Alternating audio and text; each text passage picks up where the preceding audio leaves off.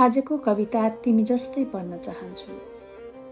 सायद म तिमी जस्तै बन्न चाहन्छु, तिम्रो बगैँचाको सौरभ हुन चाहन्छु, तिम्रो कथाको एक पात्र बन्न चाहन्छु।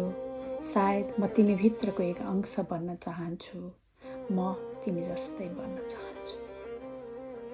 तिमीसँगको यात्रामा तिम्रो गति बन्न चाहन्छु, आफ्नै छायाले आफूलाई परिभाषित गरेको एक कथा लेख्न चाहन्छु। म पनि एक मानिस, सायद कोही भन्दा केही फरक, एक स्वतन्त्र अस्तित्व, सायद आफ्नै निर्णयको अधिनायक, आफ्नै आदेशको दास, आफ्नै मार्गदर्शक, आफ्नै विचारको बलियो धरातलमा सायद म पनि तिमी जस्तै उभिन चाहन्छु। जहाँ म उभिएको छु त्यहाँ म पनि तिमी जस्तै कहिले आफैसँगको द्वन्द्वमा हुन्छु, कहिले मनसँगको सम्झौतामा आफैसँग लडाईँ गर्छु। स्मृतिका कन्दरामा लुकमारी खेल्दै सायद म पनि तिमी जस्तै एक अनन्त यात्रामा छु, अनि तिम्रो अनन्त यात्रामा म तिम्रो मौन सहयात्री बन्न चाहन्छु।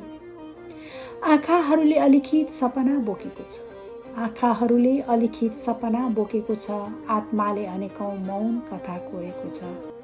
सायद शान्त नदीको प्रवाह अनि सूर्यको कलिलो किरणसँगै म हावाका निर्भीक लहर बन्न चाहन्छु। स्वच्छ सोचहरूसँगै अतीतको पर्खाल तोडेर म स्वतन्त्र समय बन्न चाहन्छु। सायद म तिमी जस्तै बन्न चाहन्छु। कहिलेकाहीँ मेरा चेतनाहरू मलाई सोध्छन् म किन तिमी जस्तै बन्न चाहन्छु।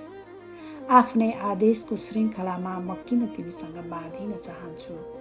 सायद आफैसँगको सङ्घर्षमा आफ्नो अस्तित्व बचाउन म तिमी जस्तै बन्न चाहन्छु। एक विजयगाथा कोरेर आँधी तुफान झैँ स्वतन्त्र अनि बेफिक्र म अविरम बतासिन चाहन्छु। सायद त्यसैले म तिमी जस्तै बन्न चाहन्छु। म अविरम बतासिन चाहन्छु।